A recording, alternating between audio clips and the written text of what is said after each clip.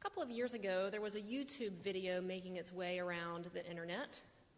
It was an impersonation of Kristen Stewart of Twilight fame. Do you guys know the actress I'm talking about? Kristen Stewart. Some of you do, some of you don't. So in this video, the woman playing Kristen Stewart was explaining the meanings of various holidays. She was beginning with Christmas, and she said, well, Jesus was like this magic baby. He was born, he came out, and he saw his shadow, and he went back in, and we knew there would be more winter. Later, he was crucified by the Volturi, just like the bad guys in the Twilight movies. And then, as a Christmas present to all of us, Santa Claus brought him back from the dead. This made its way among my seminary friends, and during exams we thought this was hysterical. But it can be a little confusing, this period between Easter and the Ascension that we call Eastertide. What actually did Jesus look like? Like, what kind of Jesus are we talking about? Are we talking about a zombie Jesus? Are we talking about a mummified Jesus? But then no, it can't be, because John's scripture tells us that all the wrappings were off and lying there. He's very specific about that. Then that begs the question, what was Jesus wearing? So maybe we're actually looking at the possibility of a streaker Jesus. I don't know. But as it has been said, thank goodness that the gospel writers didn't so much worry about writing down all the facts as much as they worried about writing down what they meant. Our passage today is from the Gospel of John. John is the last of our Gospels in our New Testament. It was written around 90 A.D. It's different than the rest of the Gospels. It clearly is using a different type of source. There's a strong emphasis on love throughout this book. It's a little bit more mystic in nature. And here we have an encounter with 3 disciples. Who are these disciples? Well, the first is good old Mary Magdalene. And if I were to just ask you all to throw out things you might know about Mary Magdalene, I would guess we would get a number of responses. Some of you would probably yell out, strong leader in the early church movements, apostle, smart businesswoman. There might still be the lingering repentant prostitute idea.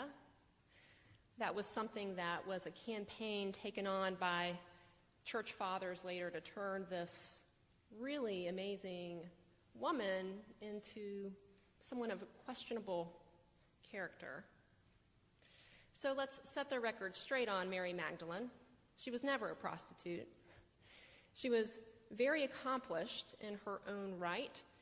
She was a shrewd businesswoman and very generous, a big supporter in every way she could be of the early church. She was certainly an apostle. She is the first person that Jesus appears to, the resurrected Jesus appears to in all 4 Gospels. There's also a gospel not in our Bible called the Gospel of Mary Magdalene that was a really important document for many early church communities for at least the first 500 years. It's a really, really cool text. I wrote my MDiv thesis on it. I will not bore you with all 50 pages. But suffice it to say that what we know about the Magdalene's interactions and role in the church are very much confirmed in her own gospel. Lots of pushback from the men, but certainly some who step up and say, hey, you know what? She knows things we don't know. We need to listen to her. And then there's Peter in this scene that we have. Good old Peter. What do we know about Peter? Well, one of the things we know is that he loved Jesus very much. He was a really passionate guy. He was also a bit erratic in his emotions and the ways that those would come out. Jesus would often have to say, just chill out, Peter. Peter was unpredictable. You never quite knew what was going to happen. But one thing that was kind of consistent with him most of the time is he had a hard time with Mary Magdalene. He had a hard time with women in general. This is confirmed in certainly our own scriptures, but also in the Gospel of Mary, and very much so in the Gospel of Thomas. So Jesus and other guys would come to the women's defense and say, "Back off, Peter, back off." Another thing about Peter that we know from this story is that apparently he wasn't the fastest runner among the disciples. The beloved disciple beat him to the tomb that day. And according to at least one early church father, this was obviously because Peter was married. I guess you don't run as fast. I don't know.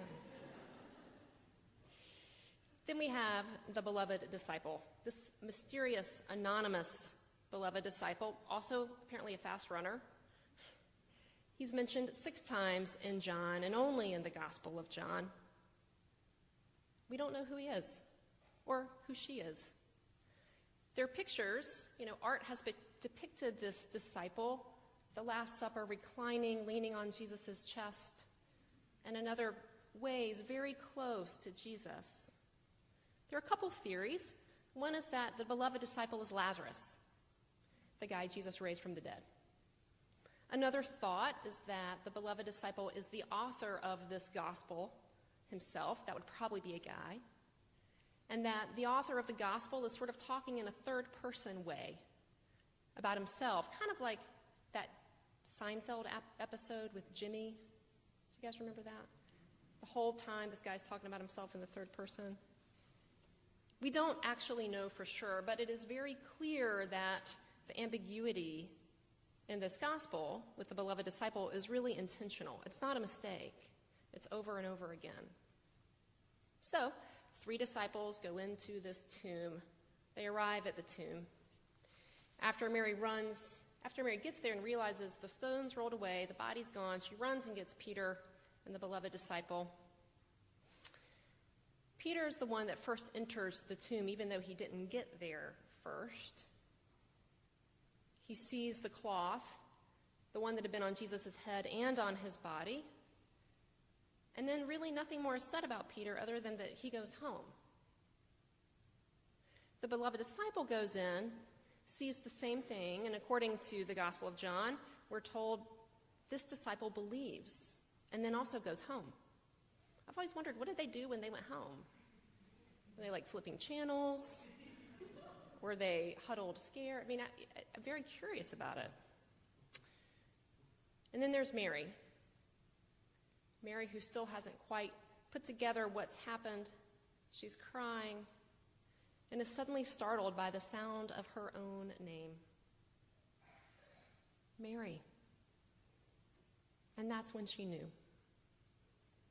This same gospel tells us a few chapters earlier that the shepherd's sheep know his voice, and they know the sound of their own name.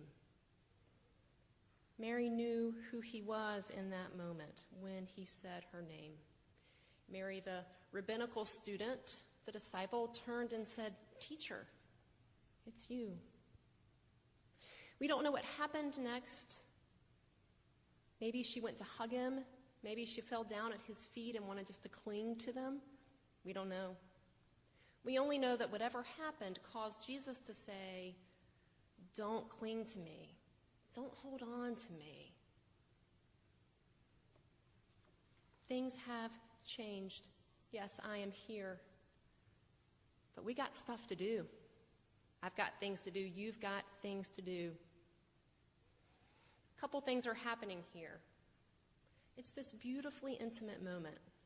Mary, I know you. I see you. And at the same time, it's not about you.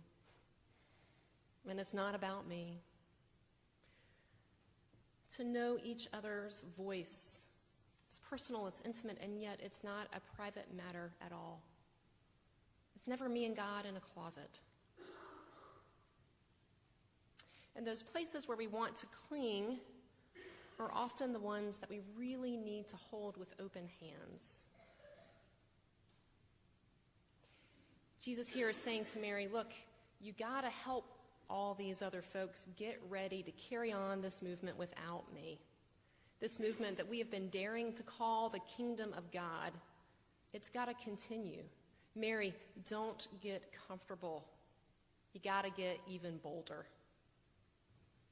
You've got to help this scared group of friends transform into the radical revolutionaries that they're called to be.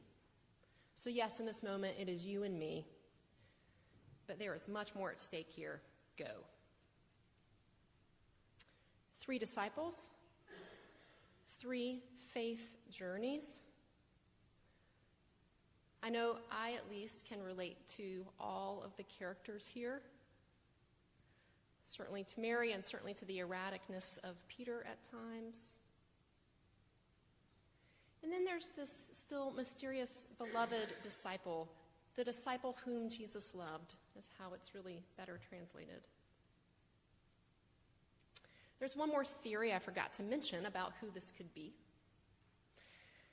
And it's the one that I happen to think feels the most true.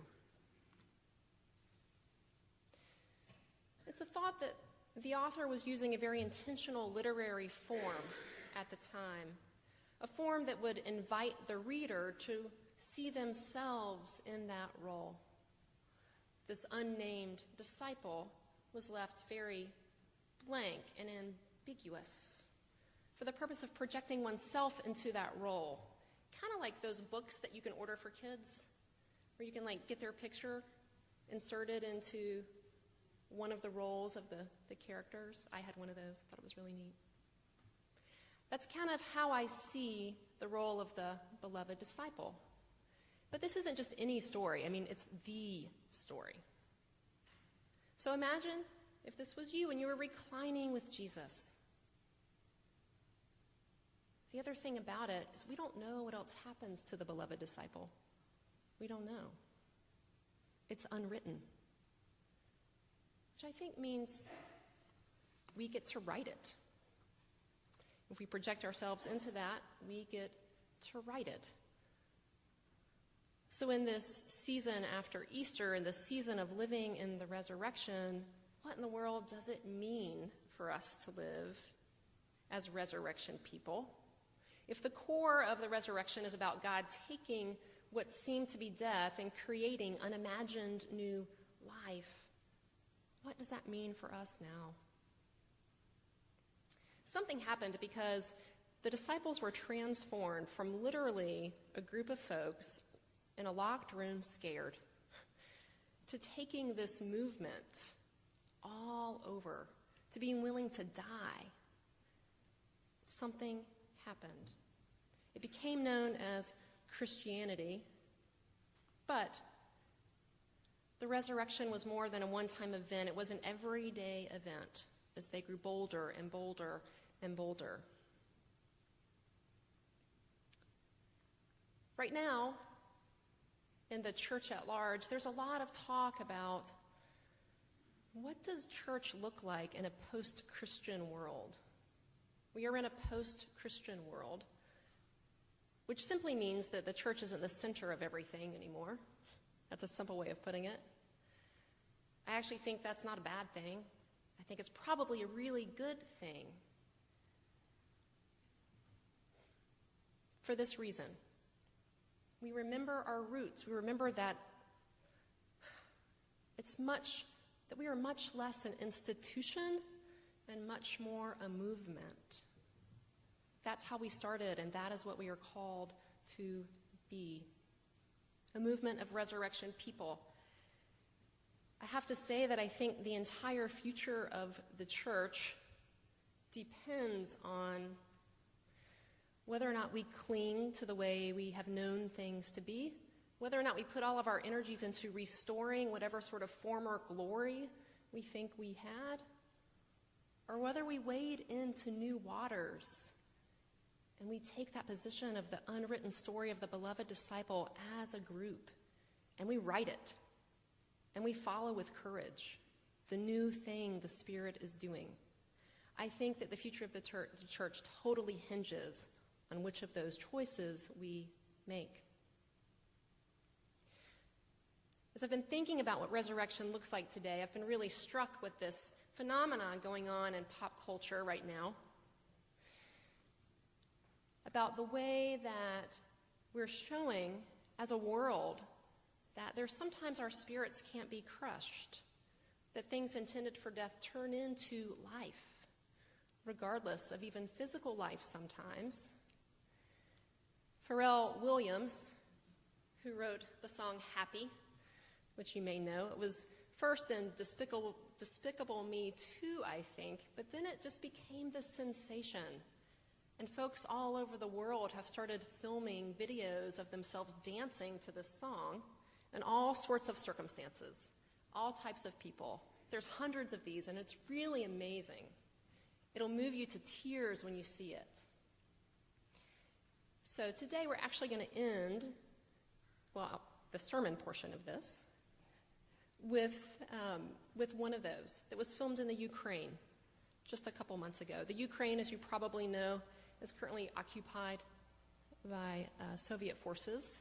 And so in the city of Kiev, some reporters there were filming some residents there making this amazing video. As you watch this, think about what it means to be resurrection people today.